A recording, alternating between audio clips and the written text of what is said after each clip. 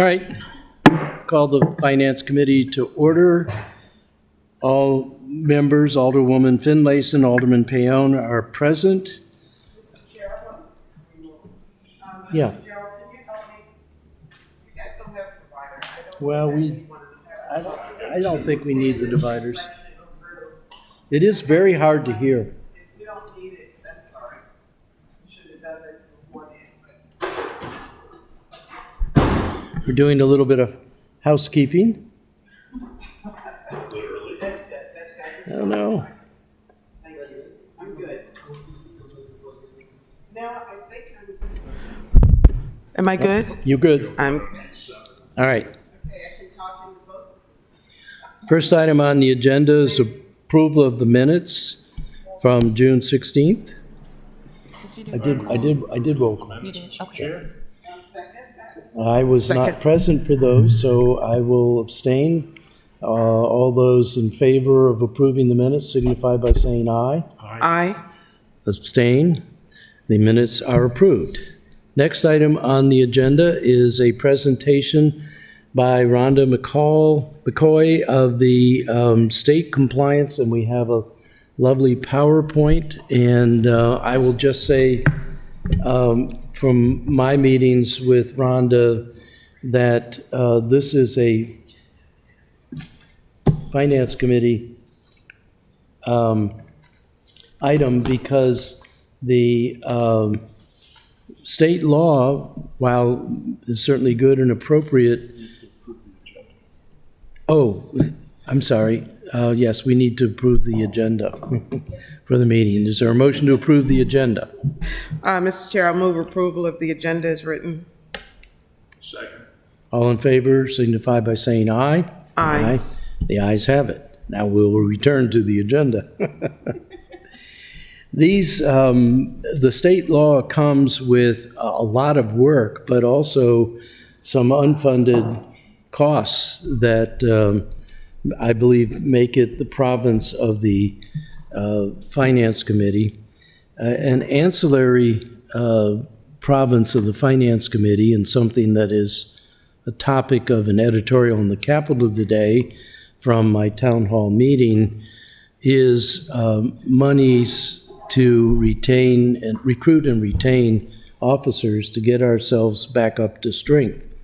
And there's some spin-offs from that about our ability to properly staff the resource centers with officers and so on. So at some point in today's agenda, I would like to talk about our recruitment bonus, and having Rhonda here is the perfect time to have that discussion. That's not directly on the agenda, but with no further ado, let's turn the forum over to Rhonda McCoy to walk us through these PowerPoints on how we comply with the new state laws for police reforms. Good morning, all. Again, I'm Rhonda McCoy, Administrative Manager for the Annapolis Police Department, and I will be discussing compliance with the new state laws for police reforms. Rhonda, could you pull the mic a little closer to you? It's, for some reason, that mic doesn't. How's that? That's much better. Okay, as you all know, Maryland State Legislature passed several House and Senate bills aimed at police reforms during the last legislative session, and they are House Bill 670, House Bill 193, House Bill 1248, Senate Bill 178, Senate Bill 600, and Senate Bill 71. Mandates within House Bill 670 have implications for fiscal impacts. This presentation will specifically address fiscal impacts to the city to comply with the new mandates, as well as timeframes for those compliances. Maryland House Bill 670. House Bill 670 contains the larger portion of the state reforms requiring budget enhancements. The first of those mandates, House Bill 670, Chapter 59, adds language to the Maryland Criminal Procedure 2-109 requiring officer identification for stops. The language in that bill, copied straight from the bill, At the commencement of a traffic stop or other stop, absent exigent circumstances, a police officer shall display proper identification. And I highlighted the word display, proper identification, to the stopped individual and provide the following information to the stopped individual. 1, the officer's name. 2, the officer's identification number issued by the law enforcement agency that the officer is representing.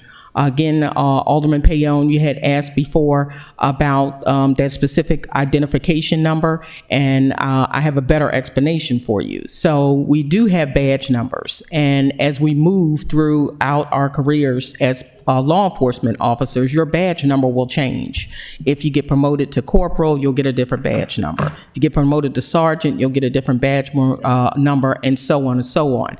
The employee identification number is the one constant. It does not change. You can get married, that number will not change. It is specific to you, and it is not reissued. The name of the... Sir, please.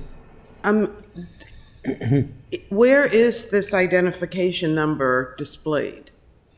The identification number can be found if you look at my ID, and I gave an example in your PowerPoint. If you can look down to where the person signed, there's a number there that I circled.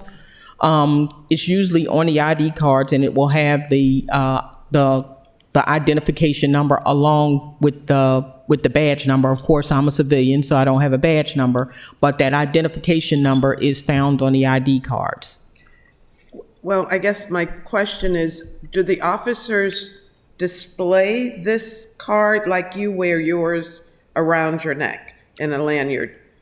Where is theirs displayed? So right now, going to be further in this presentation. Yes, that's what we're talking about for adding for, we think that it's probably going to have a fiscal impact, because right now, for officer safety purposes, they would not wear the lanyard like I am. If they got into any type of altercation or whatever, somebody could use the lanyard and use it to strangle an officer, so we wouldn't want that, or lead them along. So we looked at different things because the law does say display. So one of the things that we thought about coming up with is we could do a myriad of different things. We could, because it wants that ID number displayed, we could change the shirts, and some of the shirts where they have their name embroidered, we could put their identification number in the embroidery, or, we could create a shirt that had a pocket. And they would be issued 2 ID cards. One, they would carry, of course, like they always do, it opens the doors and everything to the police department. The second would be a pocket in the shirt, which they would put the ID card down, and it would be a mesh, lining, but someone could clearly see the ID card and make out the number. The third is that we could get cards, business cards made up for the officers with their pictures, and hand them out. Now that could be logistically costly, and and then logistically handing out those cards all the time. Each time you stop somebody, we wouldn't want them to forget to hand it to somebody. Logistically, we think the safer thing is either to change the shirt and put the ID number on the shirt, or create a shirt pocket that you can put an ID card in, where there is no question that it was displayed and the public can see it.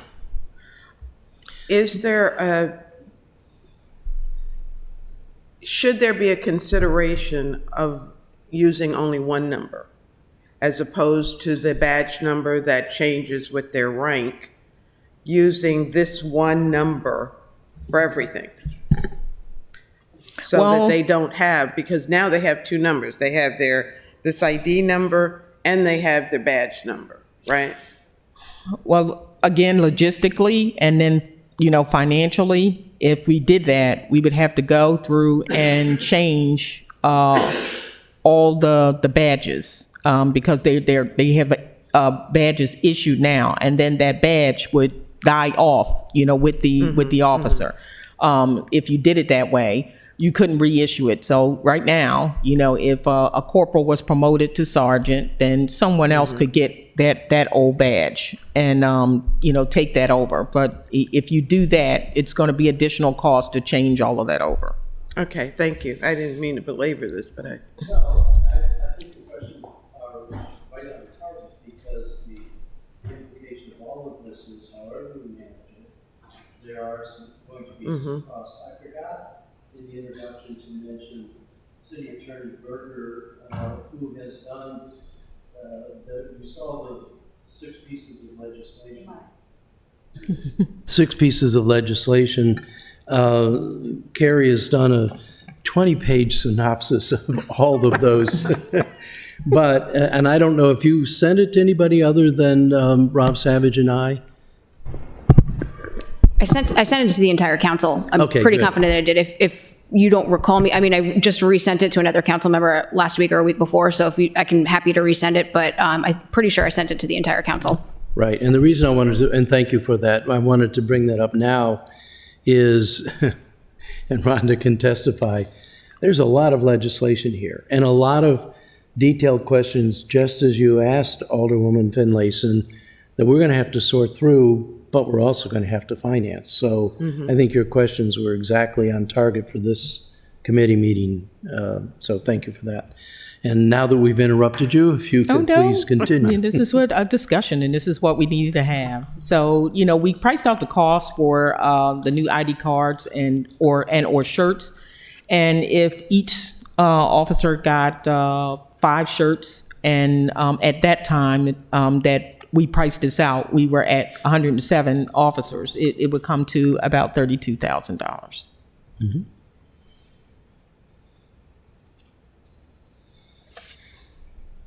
House Bill 670, Chapter 59 adds language to the Maryland Public Safety Article 3-102 and 3-207G to require police accountability boards. The language reads, each county shall have a police accountability board to hold quarterly meetings with the heads of law enforcement agencies and otherwise work with law enforcement agencies and the county government to improve matters of policing. Appoint civilian members to charging committees and trial boards, receive complaints of police misconduct filed by members of the public, and on a quarterly basis, review outcomes of disciplinary matters considered by the charging committees, and before December 31st each year, submit a report to the governing body of the county that identifies any trends in the disciplinary process of police officers in the county and makes recommendations on charges to policy and would improve police accountability in the county. Subject to paragraph 2 of this paragraph, the local governing body shall establish membership of a police accountability board, establish the budget and staff for Police Accountability Board, appoint a chair of the Police Accountability Board who has relevant experience in this position, and establish the procedures for record keeping for the Police Accountability Board. An active police officer may not be a member of the Accountability Board. To the extent practical, the membership of the Police Accountability Board shall reflect racial, gender, and cultural diversity of the county, and a complaint of police misconduct filed with the Police Accountability Board shall include the name of the police officer accused of misconduct. And before I'm going to let you all, finish that last sentence, but what I highlighted in red, of course, establishment of a budget. Now, we fall under the jurisdiction for these purposes of the county, but for fiscal purposes, we laid in a fiscal impact because we know that it's going to cost the county money to establish this board. There are going to be 3 entities to that board. There's going to be a charging committee. There's going to be the actual accountability board. And my next slide will go over a trial board process. This is going to come at cost, and we anticipate and I have been talking with members of the county police department. It is anticipated that the county will probably ask us to share in those costs. I can't know what those are right now, so we said that that is unknown right now.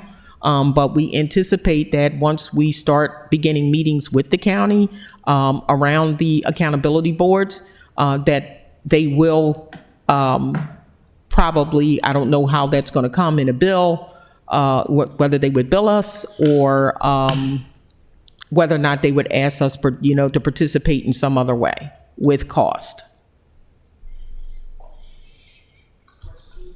Please. Are the police chiefs at both levels engaged in this discussion?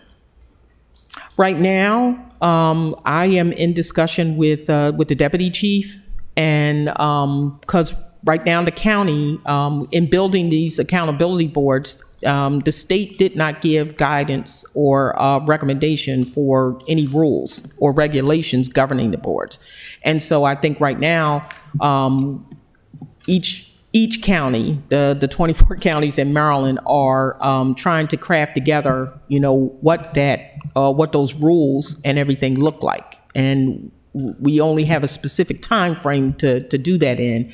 And so right now, I think Chief Awad and Chief Jackson have spoken briefly, but to be frank, this is kind of like out of their forte.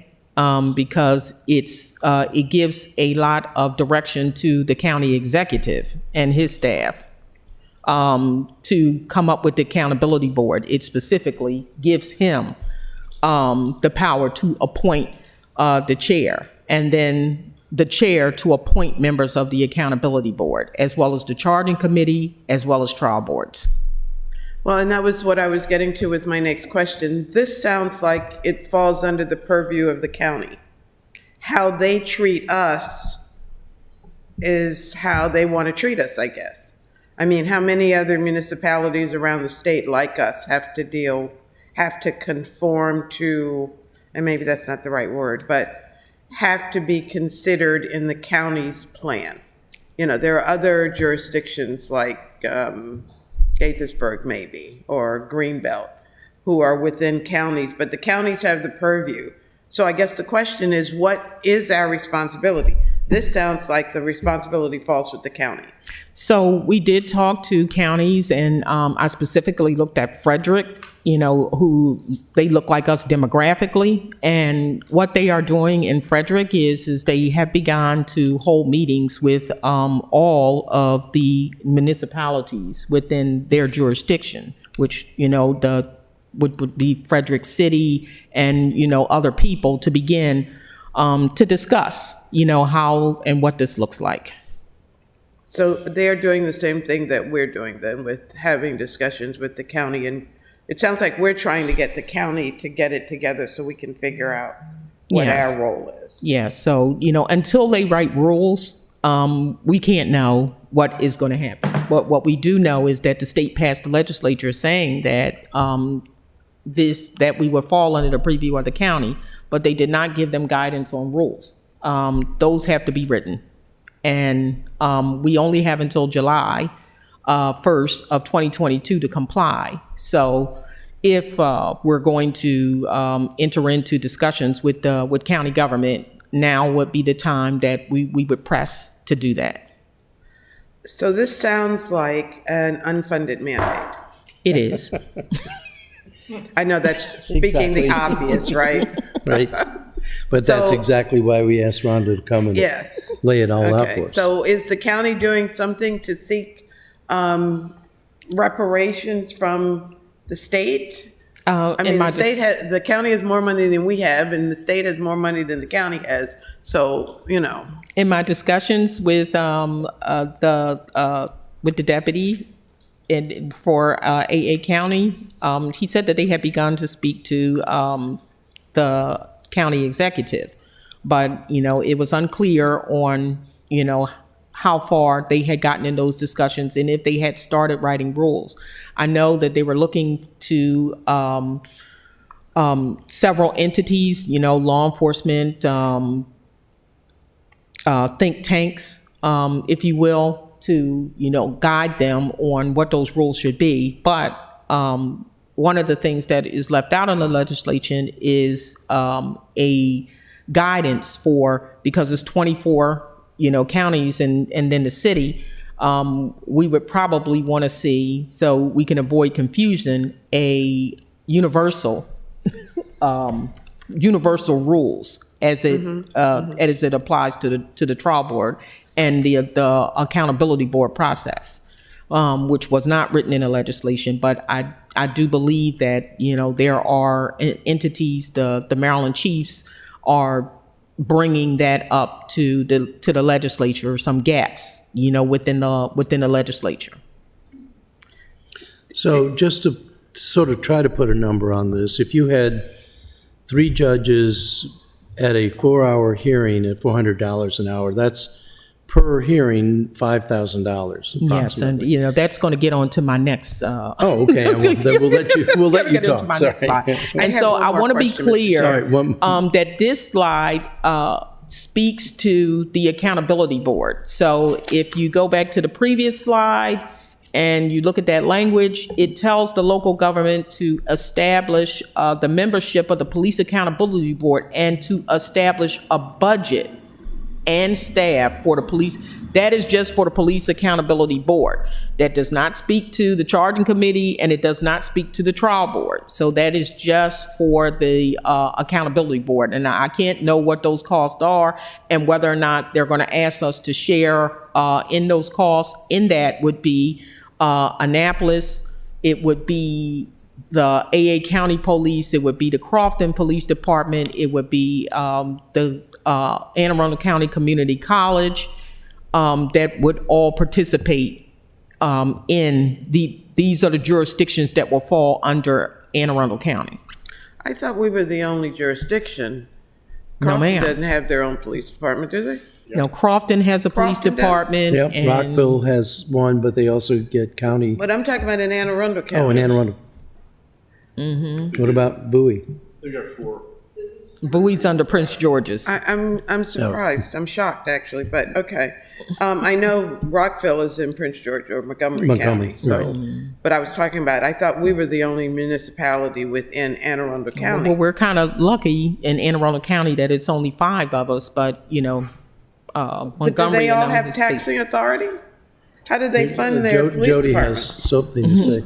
I was going to tell you that the Crofton Police Department is funded by one of their special community benefit districts, and they all pay extra tax for the coverage of the police force there. Yummy. So that's pretty new, isn't it? I mean, No, it's been in existence for as long as I've been associated with the county, my earlier Okay. years at the county, so it goes way back. It's not a big police force. I'm sure they don't have that many officers, but it's funded by their community benefit district. Alderman Pound said 4 officers, but it doesn't matter how many. That's, that's another jurisdiction to consider. My last question, well, 2. I thought I heard you say that all of the counties were getting together to talk about how to design this accountability board. Well, some of the counties that I talk to are getting together with the municipalities within their county to, on, ideas on how to design the accountability board. So one of them would be Baltimore County and Frederick have begun meetings.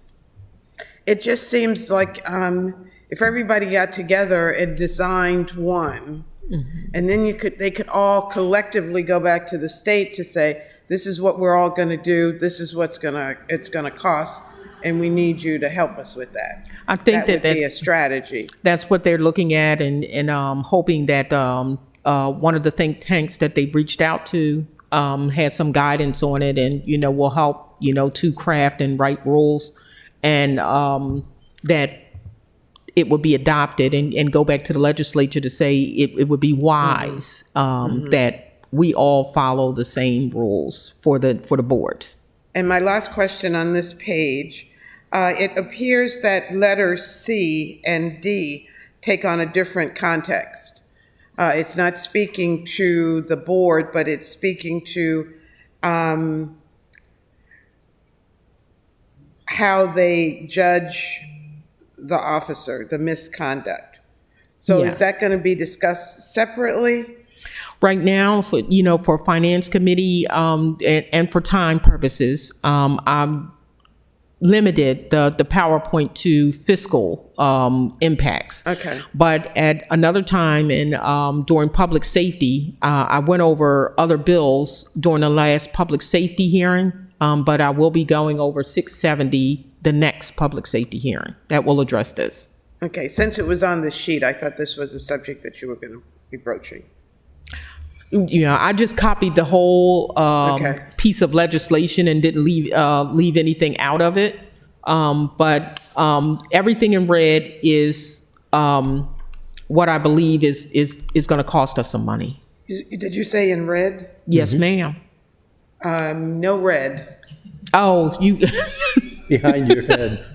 Oh, I'm supposed to see that? I'm sorry. Okay. I'll just do black and white. I'm good with that. I would give you like this color, No, but it's flipped. no. The pages are kind of flip flop. I can see where the red is. I can read it on my page, so I'm good. Thank you. Okay. So you're correct. The focus is on financial impact for this committee. But I think we all have broader concerns and empathy for what you're going through. Okay, House Bill 670, Chapter 59 adds language to the Maryland Public Safety Article 3-106 to change trial board procedures. The language, except as provided in paragraph 2 of this subsection, each law enforcement agency shall establish a trial board process in accordance with this section to adjudicate matters for which a police officer is subject to discipline. A small law enforcement agency may use the trial board process of another law enforcement agency by mutual agreement. A trial board shall be composed of an actively serving or retired administrative law judge or a retired judge of the district court or a circuit court, appointed by the chief executive officer of the county. A civilian who is not a member of the administrative charging committee, appointed by the County Police Accountability Board, and a police officer of equal rank to the police officer who is accused of misconduct, appointed by the head of the law enforcement agency. Before serving as a member of the trial board, an individual shall receive training on matters relating to police procedures from the Maryland Police Training Commission and the Maryland Police Training and Standards Commission. And this is significant because consensus among several agencies and the Maryland Police Training Commission is that the trial board judges would be paid for trial board service at a rate of possibly $300 to $400 per hour to include writing the trial board findings and summary, which might take up to 2 weeks to complete. Annapolis must abide by the decision of the county for the appointment of that judge. So if the county decides that the judge is going to be paid, I expect that we're probably going to be billed for the judge's services. And it could be up to $300 and $400 an hour. Now, what we would say is, while we think that there's going to be a billing, and this was discussed in a training that I went to on June 3rd, is that currently with the trial board process, you have 3 members of the trial board. One of the members is responsible for writing the whole trial board process up, giving the findings and sending that, writing up the summary and then sending that to back to the law enforcement agency head for a decision on what is and their recommendations for what should occur, whether or not they believe the officer should be terminated or, so on and such, in accordance with the matrix. Now, that person, the only one person sits on the trial board, and that's a peer officer. So, of course, we would never have them write the summary. So the summary is going to have to come A, from the judge, B, maybe from the civilian member, which I don't think we would do, or C, the county may appoint somebody or hire somebody for the Police Accountability Board to come in and sit and record and then write up a summation. We just can't know. But most people were under the, persuasion that they would just pay the judge who is familiar with writing with writing cases. And again, that's going to come to about $300 to $400 an hour. That's for the trial board, and it may go 5 hours, for 3 days. The last trial board that we had went 2 days at 8 hours a clip. So then you have to add in the cost for them writing up writing their summation.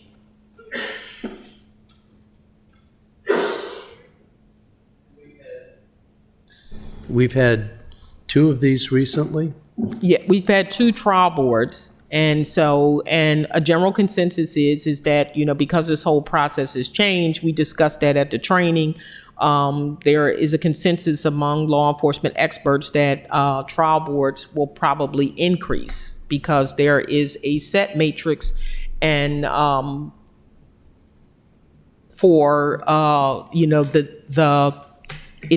everything goes out, that is an external complaint goes to the administrative charging committee and goes to the accountability board. And when it comes back to the chief, he or she cannot lower the punishment. They can only increase or keep that set punishment. So individuals may elect to take a trial board if they feel like, the punishment is too stiff. So for budgeting purposes, and I direct this to the finance director, it would seem like we may need to establish a fund. Maybe it's $100,000 if there's 5 2-day cases, and make sure that we have the money for that. But if we don't use it, it would fall to fund balance at the end of the year. Are you assuming that the county is going to have the trial board? It's going to be a county-managed trial board? I'm assuming that it'll be county, but that Okay. they will ask us, at least for our cases that they're hearing. So if they'd heard the 2 cases, So my response is going to be, it depends on how they determine they want us to help them pay for that. If they want us to pay just as we need their services, then we could do that, set aside funding some way to pay for any administrative costs for the trial board.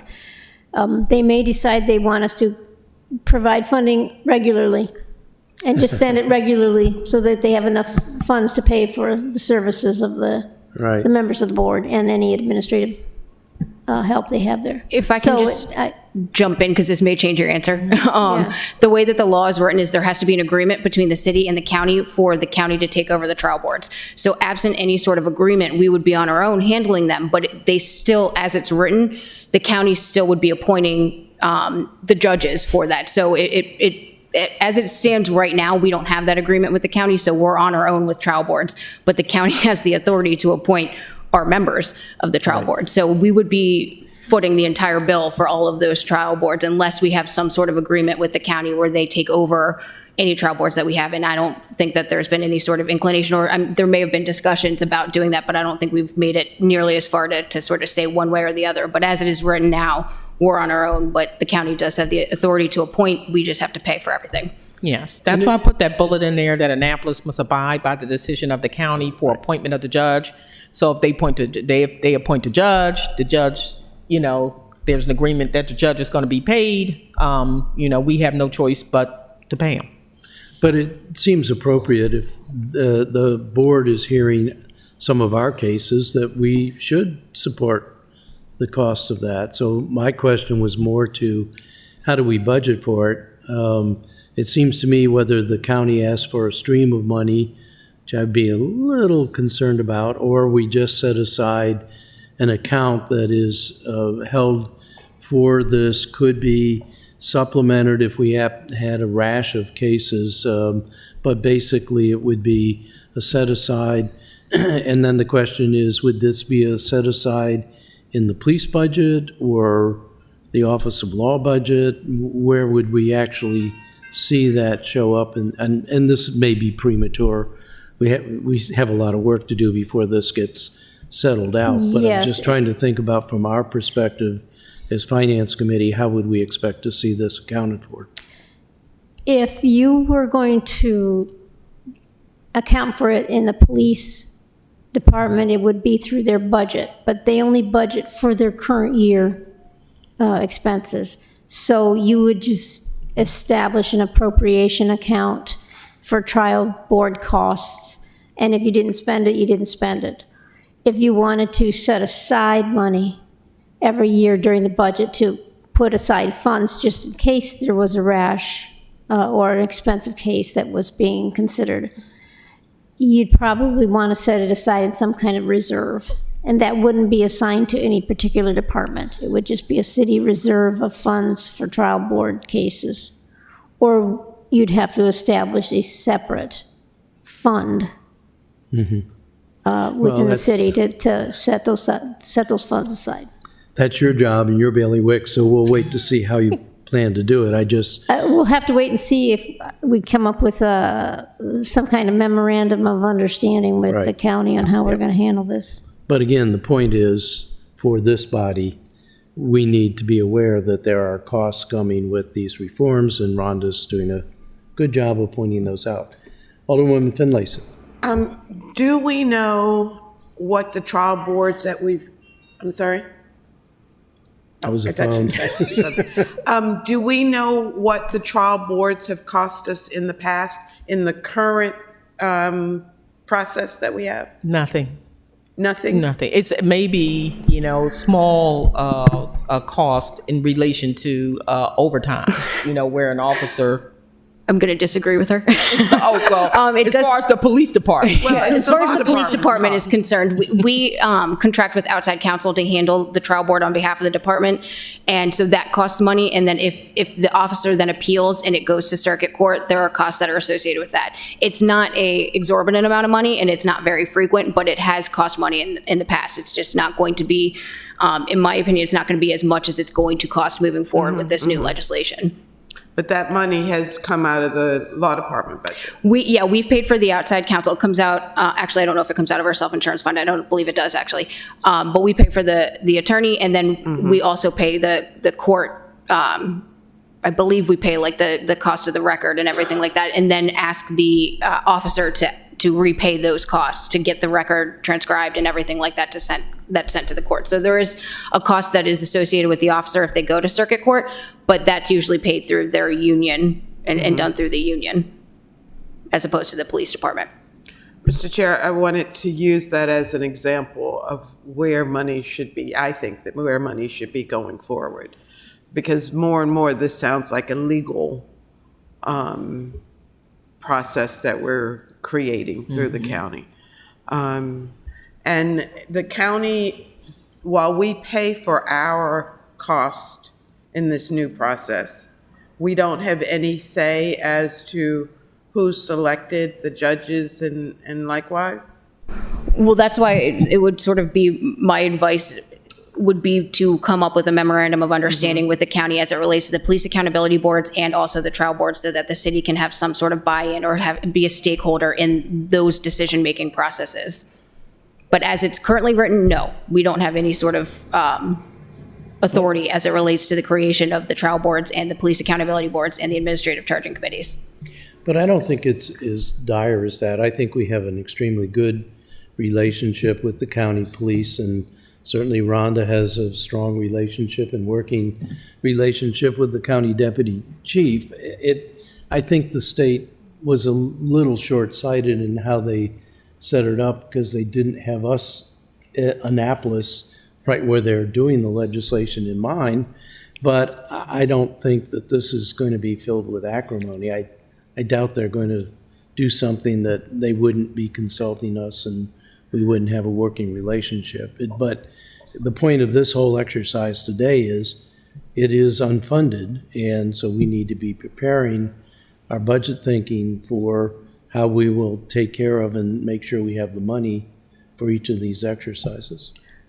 Mr. Chair, my, I guess, concern, and it's not a serious concern, but my issue is not what we're doing today, because we know the parties involved, and there's already relationships that have been developed.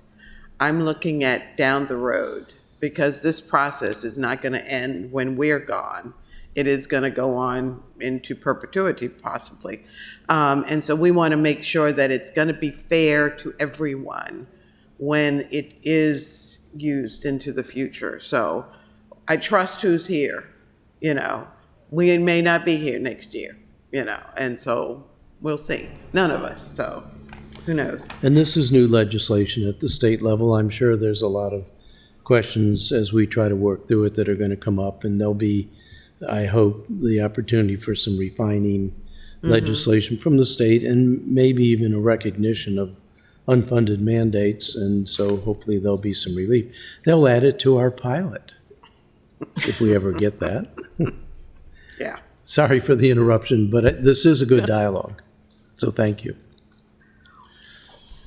House Bill 670, Chapter 59 adds language to the Maryland Public Safety Article 3-108B to require all law enforcement agencies to establish a database for complaints and appoint a victim rights advocate. The language, a law enforcement agency shall designate an employee as a victim rights advocate to act as the contact for the public within the agency on matters related to police misconduct.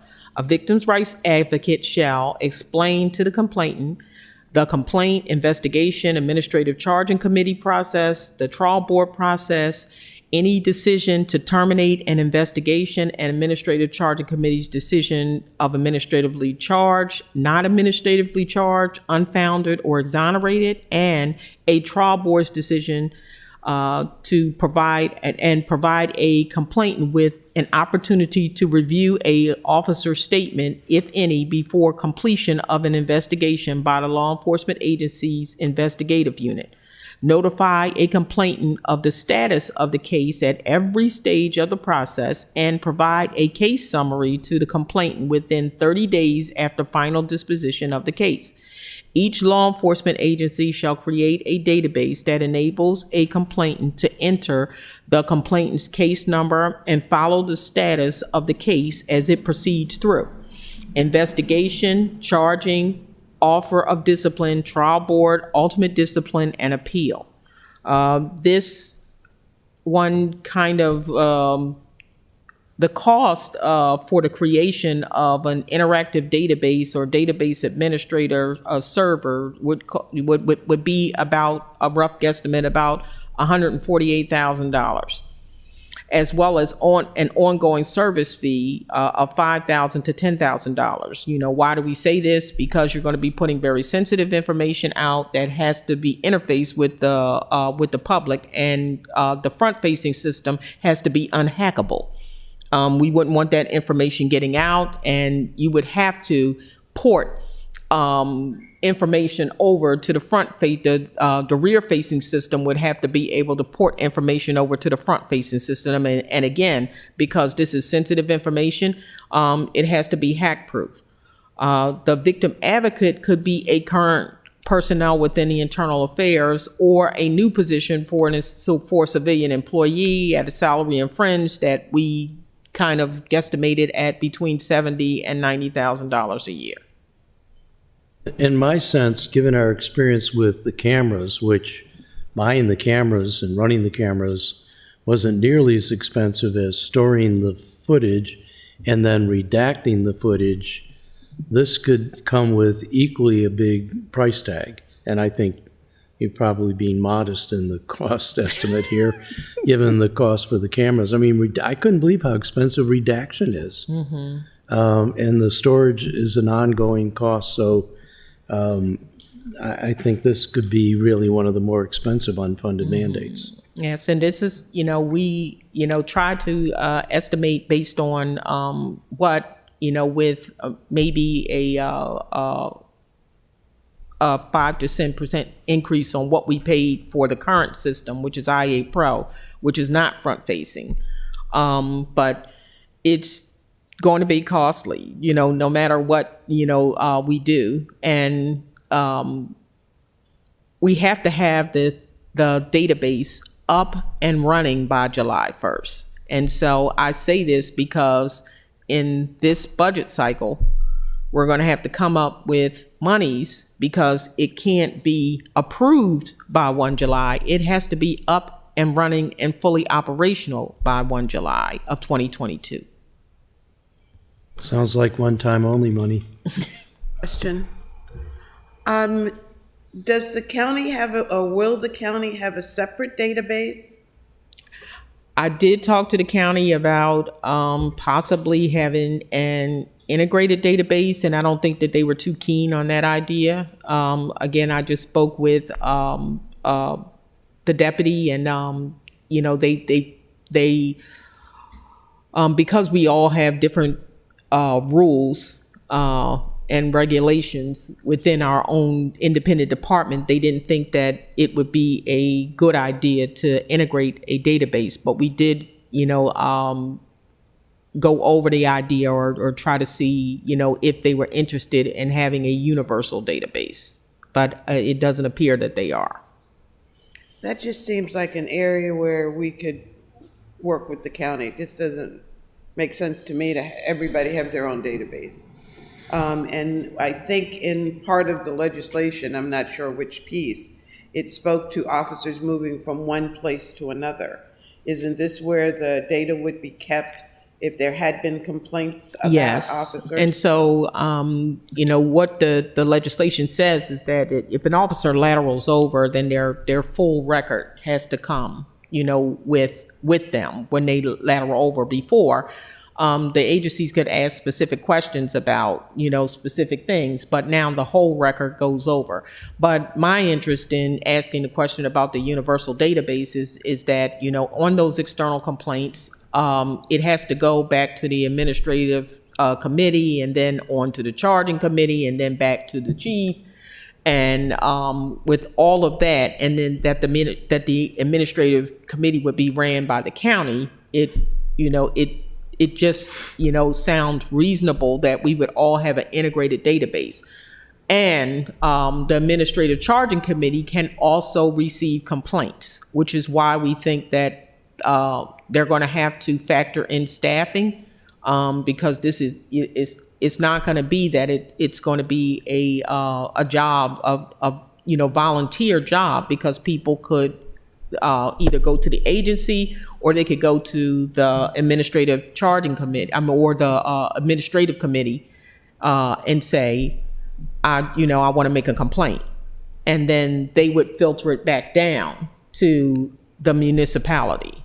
So I think it's a good idea to have a integrated database, but, you know, again, I asked that question, and I don't think that the county, and that was just, you know, a discussion with me and the deputy that, you know, I don't think that they were too keen on an integrated database. Well, may I ask Ms. Berger, does the state legislation speak to how one tracks the officers that have been accused of whatever? Not specifically. It just says that there has to be a database that the complainant can enter in, I think, let me see, the case number. So the complainant goes to the database, wherever it is, whoever it's run by, puts the case number in, and then they receive an update as to where the case is or the progress of the case at that point. That's the only part that the state legislation addresses. It doesn't get any more specific than that. So they would have to know other jurisdictions, and that, would there be a different case number? Well, it couldn't be a different, I don't understand. I try to manage for logistics, Alderwoman. So one of the reasons why I brought up the integrated database is just what you're saying. If someone goes and they call the county, you know, I made my complaint with the administrative board, and I'm calling the administrative board and I'm asking for updates, even though I'm not, I'm an older woman. I'm not computer savvy. I'm not going to go in there and on myself, I want you to give me some answers. How would they get, you know, how would they know unless they had access to the database? I think we all know that database design can either be good or bad. And it seems to me that we might want to be willing to pay to be at the table and make sure that the database meets our needs. So I do think this is an unfunded mandate where whether it's a universal database or each is tailoring it to their own thing, which seems like it's duplicating the general development, all the protocol rules and so forth for the database access and manipulation. Does seem to me like you ought to design it once and design it well rather than have a multiplicity of different databases that may or may not be able to talk to each other. So anyway, but this is more to be determined, but you certainly have brought it to our attention. That's another, and I think this could be a pretty expensive item over time. So I think we need to be aware of it. Chair, we know that this is coming, and we know that it has to be in place by July 1. So wouldn't it behoove us to fund this, try to find a mechanism for funding it now with the expectation that the funds would be needed in the spring or whatever? But just, I mean, are we keeping a list? Well, this is my list, but I think I would look to the finance director for guidance. I think will have to come as a supplemental appropriation, probably out of the one-time only fund, because I don't know where else it would come. And it does seem like that's an appropriate use to develop. Once you develop the database, that's one-time only. Ongoing costs for using the database, I think, have to be budgeted on a regular basis. But to develop it and find out what we need to pay to get that developed does seem to me appropriate to come out of the one-time only fund. I agree with that. So, Ms. Dickinson, are you keeping a list? Yes, I'm keeping a list. I can also use the presentation as a source, and I don't think I've heard the effective date of this and how long it's going to take for the database. The database is one of those costs that could come out of one-time funds, and the council would have to prove that through supplemental appropriation. The other ongoing cost would have to be part of the budget, and then we'd have to identify either another place to reduce our budget or increase the tax rate in the next budget to accommodate that. And so these mandates are all due by July 1. And I thank the chair for allowing me to come and speak, because when we looked at certain items like this and we're building a database and or trying to vet vendors to see if they have a specific database that we could use, is a lot of, could be time consuming. And so it is my hope that, we will begin at least looking at certain items that don't involve or the county.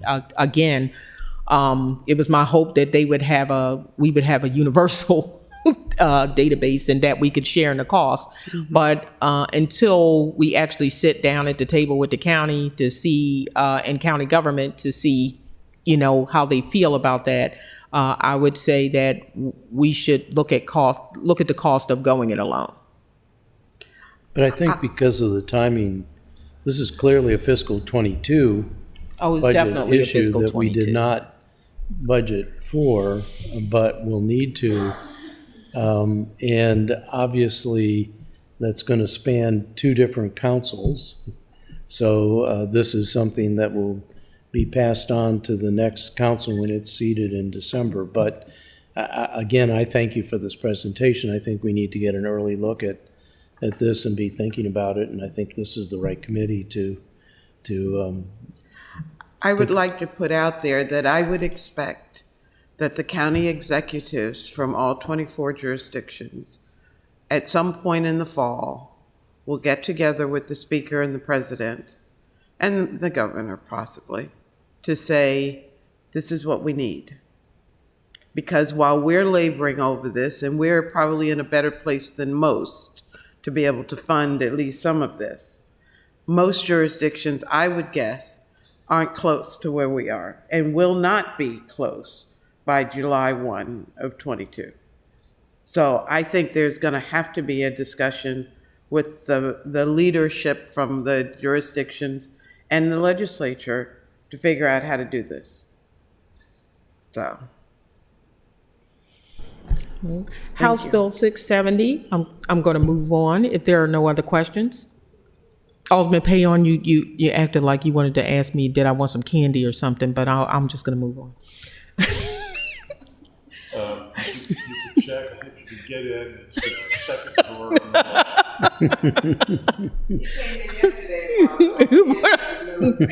I always miss it. I always miss the candy. House Bill 670, Chapter 59, adds language to the Maryland Public Safety Article 3-515, requiring departments to post complaint and PIA processes. The language, each law enforcement agency shall post in a prominent public location an explanation of the procedures for filing a complaint of police officer misconduct and a request to obtain records relating to an administrative or criminal investigation of misconduct by a police officer under the Public Information Act.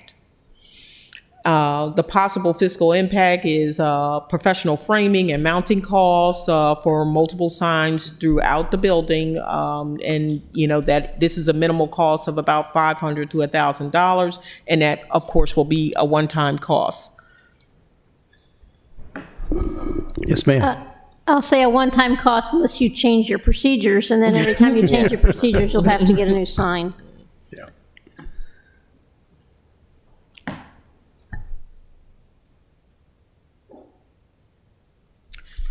House Bill 670, Chapter 59, adds language to the Maryland Public Safety Article 3-207 to require testing of applicants and members for implicit bias.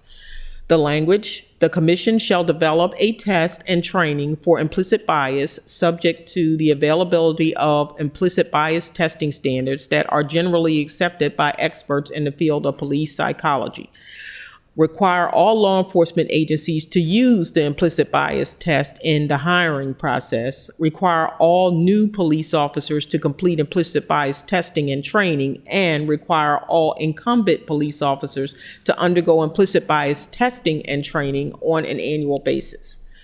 The fiscal impact, the cost for annual training, possible cost for academy training, and that would be any extension of time to train, extending the time at the academy to test. The estimated cost is between $5,000 to $10,000 annually. And if you're asking why is there a cost, it's because of logistics that I explained during budget hearings. When we have officers in service training, someone has to take their place out on the street. And because we are at a deficit with officers, that probably is going to be in an overtime status. And so because we have to add, we do have implicit bias training, but the way it's set up now, it might be, biannually. Now it's going to have to be annually, and they're going to have to undergo a test, which is going to extend the time for the in-service training.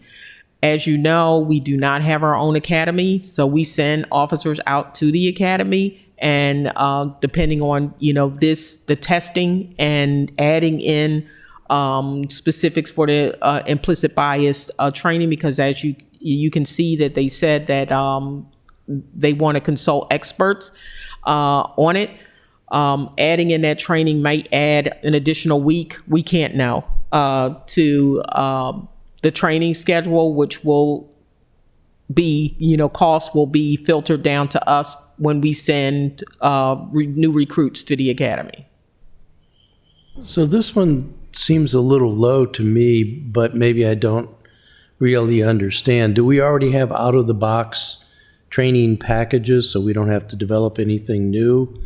And do we already have trainers that we're paying, and this would just be in addition to the training? And then, annual testing of 124, is this limited only to sworn officers, This Or is this limited broader? to sworn officers, and so what I would say is because of the language that says that Maryland Police Training Commission has to develop standards, and they have to develop a test. So if, let's say, we do have implicit bias training, and we paid for it from a vendor. If they come up and say that, no, we don't want you to use that, we only want you to use this. There are a lot of there's more language within the bill that requires that Maryland Police Training Commission create rules and standards and regulations. However, we have to wait for them to create them. So when I went to the training, and we did speak with a number of members from Maryland Police Training Commission, they're at a frenzy because they have to develop a number of things. They have to develop this. They have to develop a training platform for the trial board process. They have to develop a training platform for, I think, some of the accountability boards. They have a lot of things to do in a very short amount of time because the legislation becomes the law 1 July.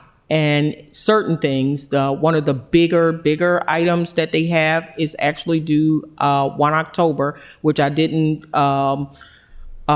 lay here. I talked about that. Alderman Payon is aware during the public safety hearing, all the things that were due October 1st. They have a number of things that they have to write by October 1st. There's going to be an investigative team that's going to come out of an IG's office position that's created that they have to write rules for if we have a law enforcement involved death. Those investigations, a team will come out and determine whether or not they're handling, or will handle that. And we in turn will have to write rules around their rules. I just can't write those rules. Carrie and I are chomping off at the bit to give her a draft for legal sufficiency, but I cannot begin to write the policy because they haven't written it. How much of this will be consistent with what we're already doing under CLIA? I can't know until they write the rules, Chairman. I just can't, I would hope that they are consulting in CALEA and other. I know that they are looking at law enforcement think tanks to get the language, but writing the rules and then setting the staffing and then getting it out to the agencies in enough time for those provisions that are due 1 October is a very tall task. Mm-hmm. Well, I guess we could consider this a placeholder. I wouldn't be surprised if it turns out to be more expensive, but at least we're registering that there is some cost associated with this legislation. Well, may I ask, who's paying the Maryland, what's the organization that you mentioned that's writing these policies? Oh, the Maryland Police Training Commission? And I'm sure I'm saying their name wrong because Who's it's the old paying name. them to do It's the this? Maryland Police Training and Standards Commission. It's a state-run agency, so they're funded by the state. So they already know what their charge is as it relates, so they know that Presumably. they have. So we're not going to be passed on the cost of their work. No, they standardize policies and procedures for there are standardized policies, procedures for qualification with firearms, and that comes from that body. And so they've asked them to, they've increased their work and asked them to create rules around the items in this legislation. You gentlemen may remember, we had implicit bias training here in council chambers a number of years ago. It was a one-day thing, I think, which is truly not sufficient for implicit bias or any type of bias I training. agree. But we did have the exposure. I wouldn't call it training, but If we're going to do it, let's do it right. yeah, exactly. So Yeah. thank you. Alderman Arnett may be, correct in saying that, again, at the end of my presentation, I said that these are estimates. They could be higher or lower, that cost may come in a little bit higher, depending on what the day is. But, during my time at Baltimore City, when they instated the implicit bias training in with annual training, it was the general thought that the training should be scenario based. And if they come up with rules about, scenario based training, of course, it's going to be more. Okay.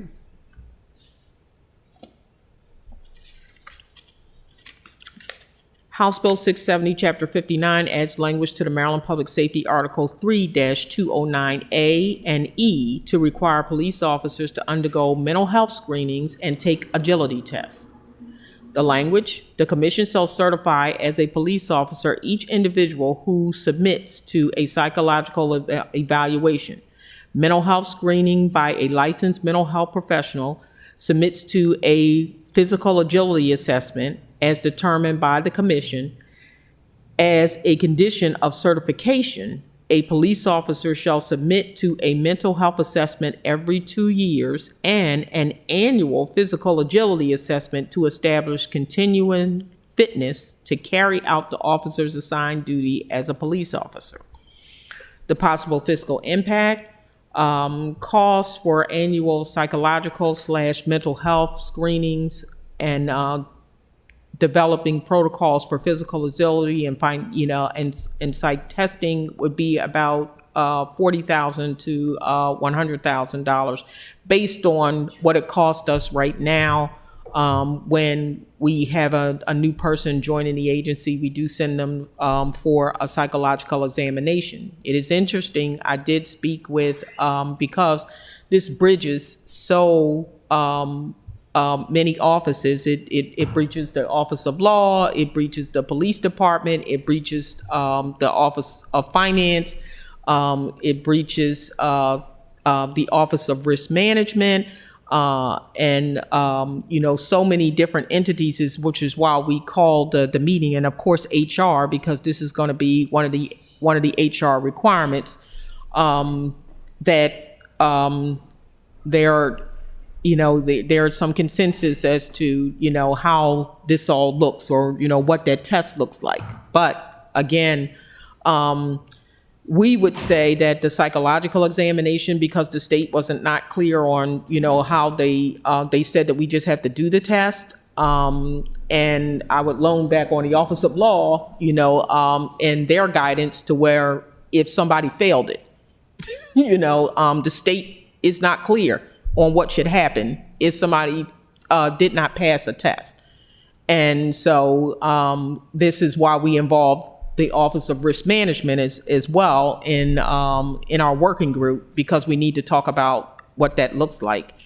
I did add in a note that workers' comp claims could increase if officers suffer injuries during the physical agility tests. Now, when I went out to the training and we did speak to someone from the training commission, their understanding is that they would use the current test. Well, the current test is the test that we give officers when they first join. Now, I retired from Baltimore Police Department at 54 years old and sustained a number of injuries while there. There's no way in the world that I was passing that test. And so we are trying to, work and I'm, trying to really quiz the commission on what's going to happen. Are they going to let us develop our own testing standards, or if they're going to give us a test for someone to take? Again, my worry is that, someone older could hurt themselves trying to take a physical agility test, and that will increase our workers' comp claims. So again, there's two different tests, right? Mental and physical agility, and all 124 sworn officers. So that divides out to $160 per test.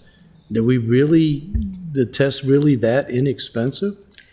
I think that I got that cost from Lieutenant Della, who priced it out with the current psychologist on what he charges us when we send an applicant over, but it could be more. And now that it's state mandate, and all these people are coming, over to the office, I would, suspect that these costs will probably rise because, this person who is used to seeing maybe one or two people very infrequently now has an influx of people, and we would want to do stuff on I would plan it out logistically, not to have everybody go, even though it's for the psychological examinations, it's every 2 years, but we would plan it out that 60 would go 1 year and the other 60 would go the second year. We would not send everybody at the same time for obvious purposes. If people failed, that would be disastrous. And, but we would need a breakthrough. But, with this, and I'm glad that you did bring that up, again, if we're going to look at this and we're going to say off year, remember, we have to do this by 2022. So we wouldn't want, again, send everybody. So we would want to be funded, up and running, have a plan, have sent officers in 2021, and then again in 2022, and be compliant. So would there not also be some outflowing costs? I mean, suppose somebody fails one or the other of these tests, are there remediations that they can go through to improve agility or address a mental deficiency? Or if not, are they let go? This is one of the in which case things. There's a huge recruitment and replacement. This is the things that, worries me, and I always try to manage by risk. And again, the state did not speak to what happens if you fail. They only speak to that you had to have the test. But of course, from a risk management standpoint, from, a standpoint of being sued, if it's known and there are records that someone failed the test and you keep them employed or, you let them back out on the street, we have no guidance. So we have to write rules, which is why HR, risk management, law, finance, we all have to come together to make these rules. So similar to what Rhonda just said, there is the state legislation says that it's a condition for certification. So the training commission is what determines whether or not a police officer remains certified or not. And it does allow for the commission to revoke or suspend certification if they fail to meet the commission standards. So that the annual physical agility test and the mental assessment could fall under that category. What's not clear, and what Rhonda was sort of alluding to, is there aren't specifics related to that. So it is possible that if someone does not meet the commission standards on the mental health assessment, that then the commission could suspend or revoke their certification. What's not clear is, are there then conditions set upon their certification or to reinstate their certification, or it's not an outright removal of certification. So it seems like there would be remedial measures that could be achieved, but it's just not clear in how the state legislation's been drafted and passed, and that the commission is probably going to have to come up with their own guidelines as it relates to that. So I think these tests are great, but I remember we lost Captain Williams, who I thought was an excellent officer years ago because of his foot injury. I think that there's a long tail to these tests that could be quite tumultuous and disruptive. Not that they're not good tests, and we don't want people getting them, because we do want physically and mentally sound officers, but holy cow, I mean, this could be quite disruptive. Hopefully in a small number of cases, but still. All right, thank you. Mr. Chair, I do have more of a comment than a question. I am very surprised that we do not do agility tests for our officers on an ongoing basis. That would suggest that our officers are not in shape. And I know we have a gym, and I know many of them, I think, I've never been there, but I know they use it. So I don't think this is an egregious ask, to be honest with you. I think all of our officers, even when they get to be 54, if they're still on the job, then the expectation is that they'd be able to do the job. So I don't think that's too much to ask, to be honest with you. I think it's a good thing, but it could have some Well, yeah. big At consequences. some point, we used to do annual testing, and I don't know when that went by the wayside. Maybe that was bargained out of the negotiated agreement. I don't know. I think that law enforcement officers are not, more so troubled about the fact that, that they're being asked to do the physical agility tests. They, like I, just want equity. There's a fire department, there's public works, that, they all got to ask questions, just like the police officers did, and they would just say equity. Well, I think Public Works is a little different from the other two. Come on. I mean, they don't go run around chasing people. They get asked, can they lift a certain amount? Can they, can they physically do things with their hands and things? And, Yeah, but they don't go chasing people down the street and trying to tackle them. They handle large equipment. And and things like that. They need that agility or whatever. And the only thing, this is just my opinion, that law enforcement officers just want equity. We understand that that people want reforms, but that because you're asking for this particular thing, they have no problem with it. But I would just think that they would want things to be equitable. Well, I think there's different, I don't want to say classifications of employees, but I agree with Alderman Payon. Our public works representatives don't do the kind of work that public safety does. Now, I believe police and fire should be lumped there together, actually. And maybe even OEM, because they do different types of work than, public works and transportation and those guys. So I would hate for us to lump them together just because they're all city employees. But we can't deny that there's a sense of an equity issue, but I would thankfully say that's not Finance Committee purview. Absolutely right. And I see that we have legislation to do. I see we're on the wrap-up pages, but I have to say for myself, and I think for the committee, and it's too bad, this really would have been a good work session for the whole council. This has been extremely informative, and I think it lets us know the whole of the complexity of the state laws. I think it's by and large good, but I don't think even those legislators understood what they were flicking off and passing on down. Improvement, but for our perspective, something we have to be sure we're planning to finance correctly. So we have the next page, which is the fiscal year impacts. And so forgive, it was late at night and I forgot to take the section 2 title and 3 title out. Forgive me. I'm usually a little bit neater than that. But our projection is that in this fiscal year, we would probably spend about $182,000. And again, these are projected costs and estimated, and actual costs may be higher or lower. To continue reforms, we would spend about $168,000 in fiscal year 2023 and $168 plus in 2024. Thank you. Alderman Payon just verified my comment. I'll be happy if we come in at these numbers. That's why I put that disclaimer Right. there, Alderman Payon. You are wise. I'll pay any amount for the Finance Committee not to have to go through agility tests, believe me.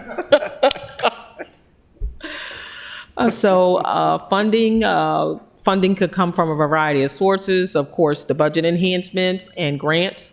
And so we do want you all to know that we are actively, we have our grant coordinator searching for grants, that may fund some of the costs of the database. The current database that we have, IA Pro, which manages our internal investigations, was funded by a grant. That initial purpose. So we are looking for, and I have her very diligently watching to see what we can do to minimize the impact to the city. But we will let Finance Committee know what our findings are, if we can apply for some grants. And of course, I'll be coming back before you if we do find some. There could be some state appropriations. Don't know. We have no idea whether or not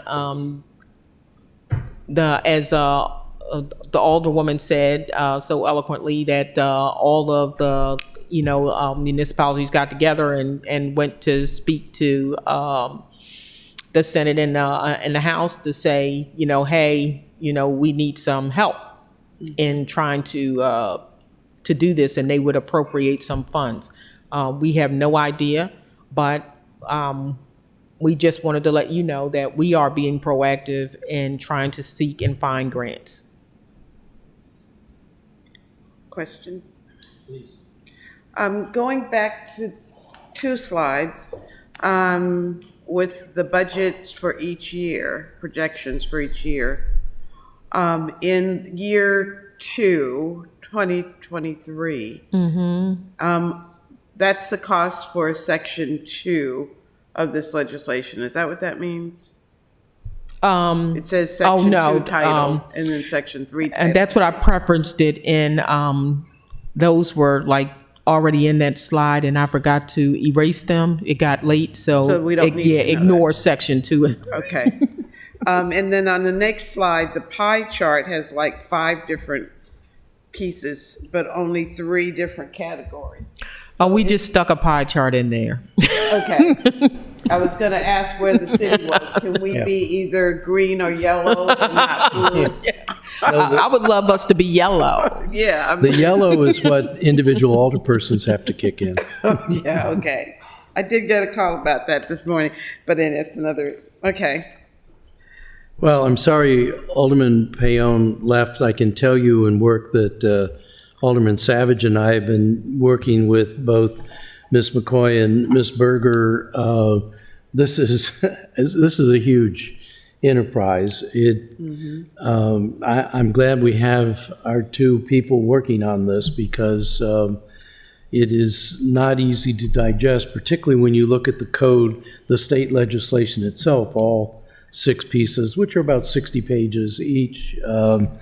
It is a little daunting, but I think we have a good team working on it, and I want to thank you both for the effort. And I think this is excellent. I really, I almost think it's worth doing again as a work session, just so the entire council would have the exposure to this. And it's a good primer for exposure and whatever happens out of the peace legislation, which I will say, Alderman Savage and I had a meeting after the Rules Committee, and I think we're falling more and more in line of thinking that the peace legislation should look a lot like the forest conservation legislation, where we talk about the things that we are piggybacking on the state law and any embellishments. And we know that's complicated enough. But as you've noticed, we haven't had meetings lately. We're kind of slowing down and rethinking things, and who knows when that'll happen. But getting this all under our belts and digested is a big job in itself. So I certainly thank you for all these efforts. I totally agree that this should be a council work session. Just from the perspective of the fiscal pieces that you provided today, the council can gather the rest of the information, and maybe Alderwoman Pindell-Charles may want to do some other pieces, but I think this would benefit the entire council. My question for you, Mr. Chair, is how has this impacted, you mentioned the peace legislation, so is this being folded into the legislation as far as the cost of the fiscal impact note for the legislation is concerned? No, the work, I mean, it's obviously there, it's implicit, but the work we're doing is with City Attorney Berger and Ms. McCall is trying to figure out what in the peace legislation is actually legal and consistent with constitutional issues and state law. And what is it that we're really trying to do? So I mentioned forest conservation, stormwater management. what is it that is the will of the council to go even over and above, or maybe only a matter of emphasis? And I think that's still sorting itself out. So the initial fervor, which developed before the state passed its law, is now getting settled into, I think, a more realistic place. I hope a more realistic place. And we'll see what comes out of that. But whatever comes out of that, it would only add potentially to fiscal costs to the extent that there's some higher standard. One of the big revelations for me in that work is where we are because we do CLIA. I mean, we're so far ahead of the game. And so much of the stuff that we were talking about in the peace legislation, Rhonda was, well, we already do that. That's in CLIA. And we already report that. Those are things that we report. And I think CLIA already puts it as a much higher standard of performance. You know this from your years as chair of the Public Safety Committee. I didn't know that. I got off public safety early on. But I think that we are fortunate in the city of Annapolis that we are already doing a lot of things the right way. And so some of this is going to be easier for us to accomplish. So is there anything that we need to do, any actions that we need to take now? Is this our last meeting this month? Do we have another meeting? I'm sure we have another But then meeting. we're on hiatus for a month. Yeah. So is there any action that we need to take to give them the authority to move forward with some financial expectation, I guess? My sense is this document gives the finance department a ballpark number to look at and think about. That's why I was asking questions earlier about how will we budget for this. It's clearly almost all of this has to happen in the current fiscal year that the budget we just passed, and it's not in that budget or might not be in there. There may be some grants that will help out, but eventually we will have to, and I think sooner rather than later, come up with some earmarked funds so that we're ready to go. And so I think that, but I'll test this out with the finance director. My sense is that probably in September, we're going to be in a better position to understand funding issues, and that might be a more appropriate time to think about some finance committee recommendations. Jody's got a frown. I'm just. No, I was just going to say, a lot of this is going to be contingent on the discussions that you're having with the county and how they're going to set all this up, because we can't determine what the costs are unless we know how we're going to be working with the county. Yep. I don't know if that'll be done by September or not.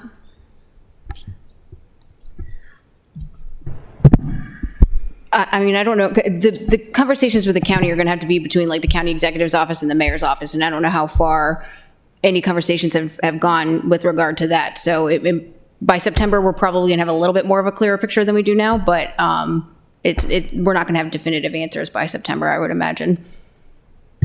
I think it's probably up to Rhonda and the police department to let us know when they need money. And then it'll probably have to be a appropriation. Most likely one source is going to be one-time only funds, and that'll be something we'll get from the city manager and the finance director, as we are right now. Yeah, so when we get this figured out, and we haven't started the meetings with the county that Carrie mentioned, but when we get this figured out, we will definitely bring it to the finance committee with whatever documents needed to move the money. We'll be having our first working group meeting with, and we hope we can get Director of Finance, HR, risk management, ourselves, with Chief Jackson, myself, and Deputy Branford, and the Deputy City Manager to begin laying out and coming up with a comprehensive plan, and of course the Office of Law with Ms. Berger to begin a comprehensive plan on how we begin this. So again, thank you for a very enlightening and thorough presentation. I know you're very busy on this, so we appreciate you taking the time to bring us up to speed, both you and City Attorney Berger. So thank you again. Thank you. Very informative. Mr. Chair, should we plan to get this on as a work session in September? I think that's a discussion with the city manager. Yeah, I was just looking at the schedule because we're full for July. In September, we're planning to do an update on the city dock and Hillman Garage project, but we may be able to add this to that meeting. That's on September 16th. So we have only one in September?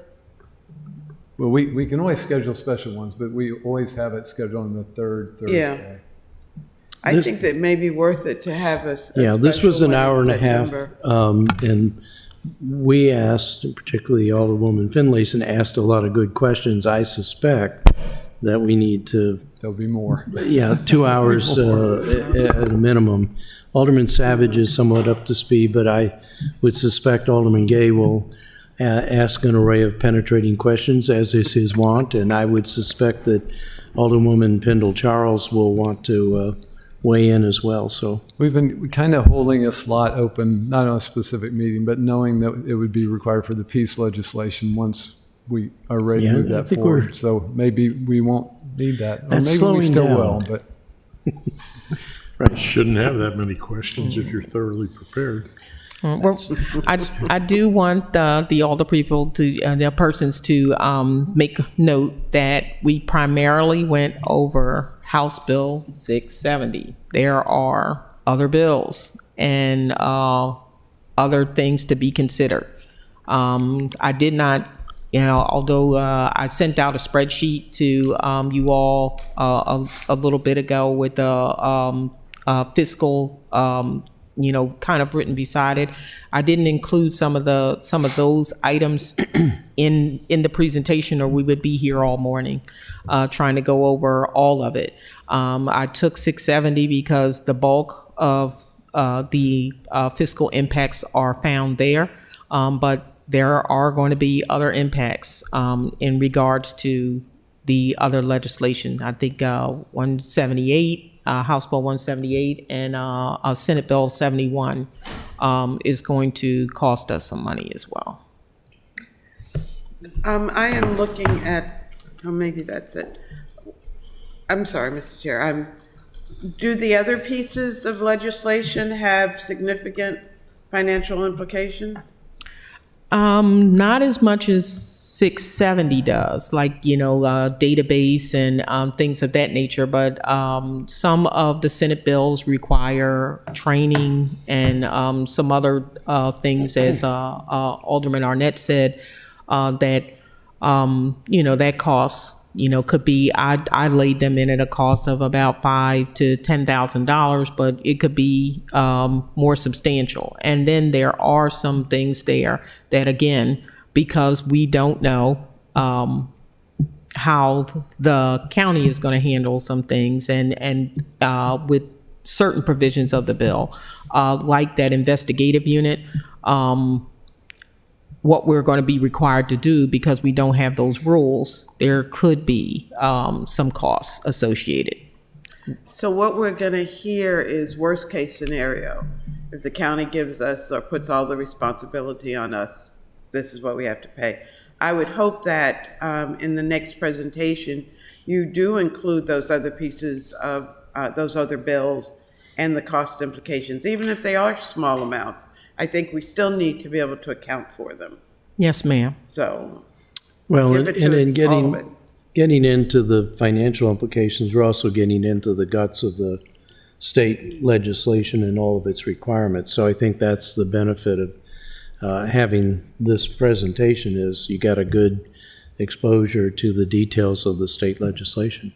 And speaking of legislation, we have legislation to take up. So I think we need to move on in the agenda, but again, our thanks.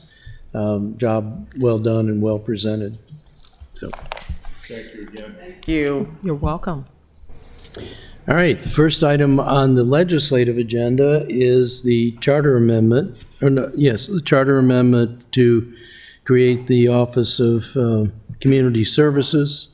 I call it Caring Services, but, and we did discuss this pretty thoroughly at the Rules and City Government meeting yesterday. Alderwoman Finlayson and I are fairly well versed. I guess I would turn to you, Alderman Payon. The big point here is adding this to the supervision of the city manager. We did talk about future expansions of this office and some things like that at Rules yesterday.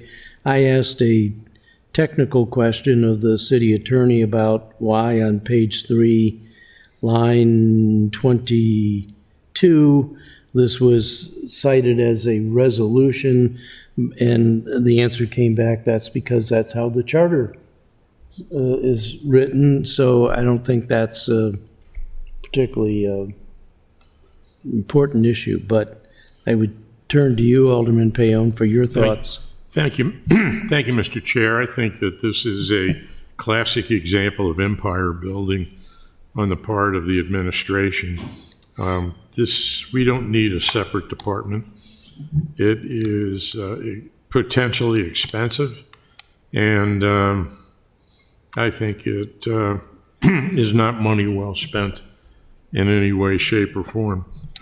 It's not to say that some of the positions that are called for in a department like this don't already exist or aren't at least in the pipeline, but to create a new department.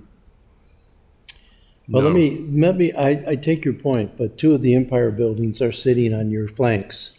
Alderwoman Finlayson and I have been discussing this for years, and we do see it as a distinct entity, and in fact, desire it to be viewed separate from policing or the activities that are going on from the office of the mayor. But to your point, we've asked for a meeting where we would have the mayor's office, the police department, and the social workers come together because we want to make sure that they're distinct and distinct enough to be a separate entity. One of the principal reasons for being separate, and if Alderman Dewan were here, he would speak to this quite effectively, I believe, is because these social services are complementary to, but are not police activities. And so just like they're co-located in the two resource centers, they're not police activities. These are primarily to help people to get help with socioeconomic issues and education issues, job availability issues that hopefully will get people more committed to being fully functioning members of our community and help them get out of a cycle that is not a healthy cycle. I don't doubt that the intentions are good and admirable, but we have, the county does this, the state does this. We've existed 350 years roughly as a governmental entity without having an Office of Community Services. Now, that doesn't mean that we don't start one. I just don't see the necessity for it. I see it as a cash cow for services that we can otherwise provide, and that to some extent are already provided by other agencies. But again, I understand that some of the positions that would be included within this are already in existence. I just don't see the need. I think it's an unnecessary expense. I think one of us on the Finance Committee is always saying that at some point we have tough decisions to make, and I think this is one of those times, and I can't support it. Well, I appreciate that. Alderwoman Finlayson, did you want to try to convince our colleague that he's looking at this? I don't know whether I'm up for that challenge this morning. But I would say that this new department is hardly a cash cow. We have one professional staff person and one assistant. Our social needs in our city have not been met by the other agencies. and we can continue to do what we've been doing, and we will get what we've gotten in the past. Right. This is an opportunity for us to help our residents, as the chairman has said, to get out of difficult situations, whether it's psychological, whether it's job-related, housing-related, all of those services that will help to lift people up and get them out of the sight, the scope of the police.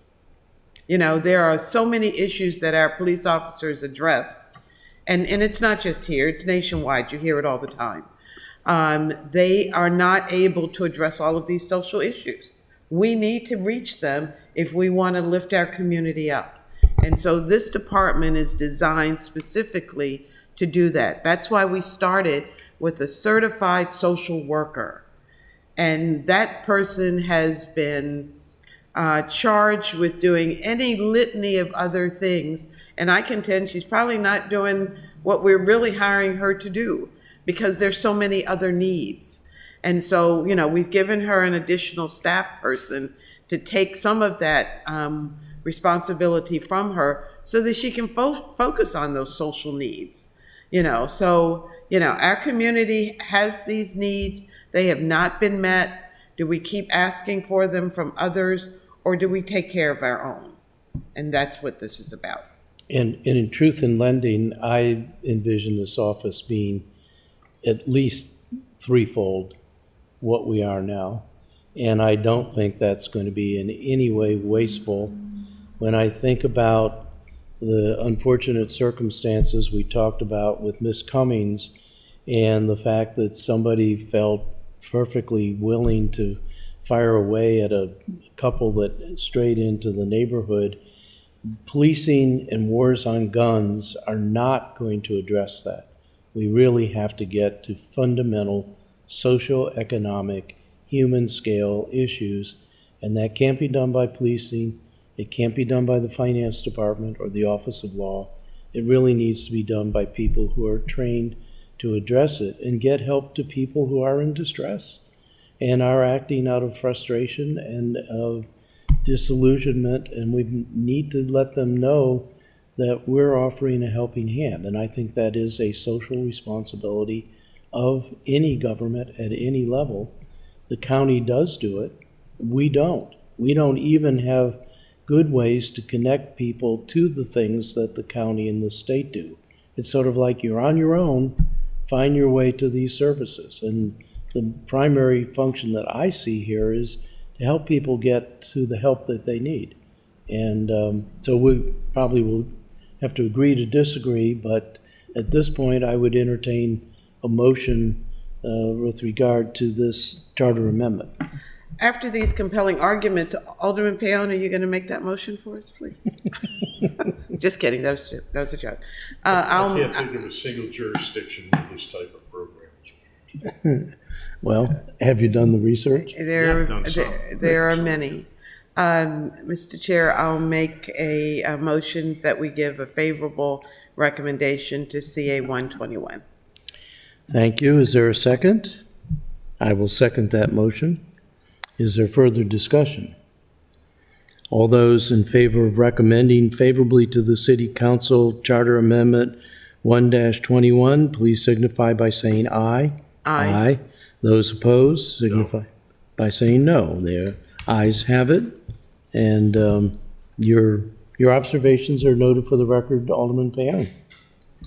Next item on the agenda, and I want to ask City Attorney Leonard, are you here for a specific piece of legislation or just to make sure we don't go astray? Okay. That's where we are now. So Ordinance 24-21 is the sewer service agreement for the Lidl Corporation. We are taking this out of the normal legislative order because there is a time constraint on getting this through. One of the questions, Ms. Leonard, that has been asked, and I hope you can satisfy, is the sewer agreement is being done by ordinance and the water agreement is being done by resolution. I think there's a reason for that.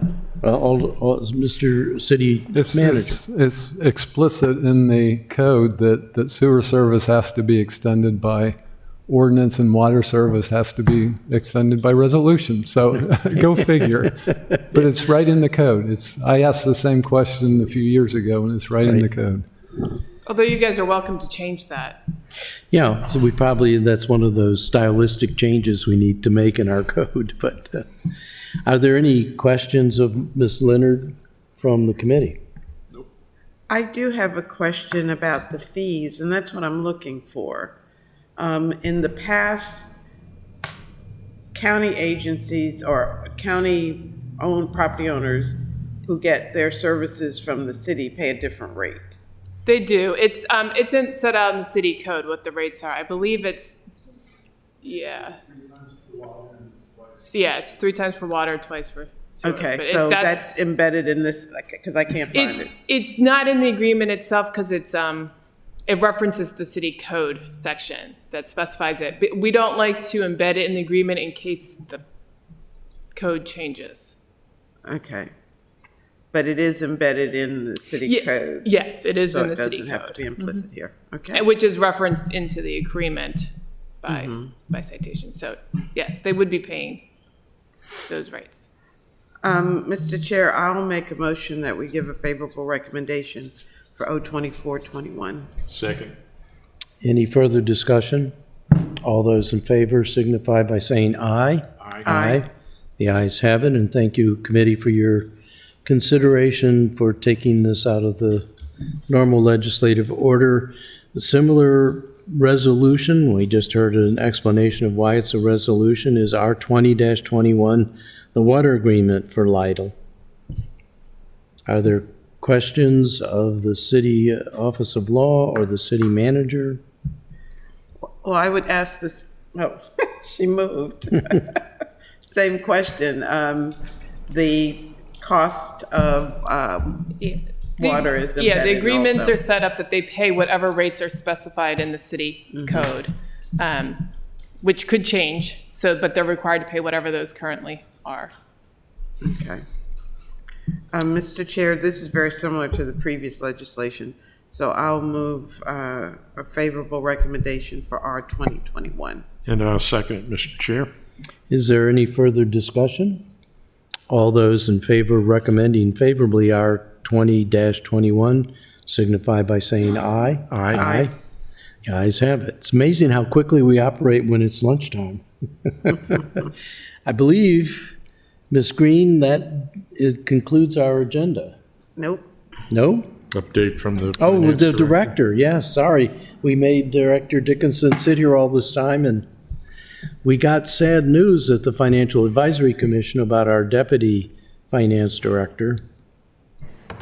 Yes, I think that's pretty well known now that the person that we had hired to do the assistant finance director position backed out a couple weeks before he was supposed to start. He got another position somewhere else. So we've listed the position again. I've got a couple of candidates I'm going to talk to in the next couple weeks, and I keep watching our listings to see who's applied.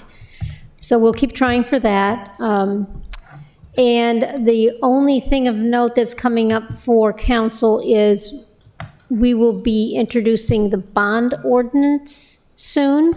That is the annual legislation where I ask you for authority to issue debt for the capital projects. And with that ordinance comes a list of the capital projects and the bonds that are programmed on those capital projects and how much we've drawn to date and yet how much we need to be able to borrow for those projects. So that's the authority we need to be able to sell debt in the fall or winter whenever we decide to go forward with that.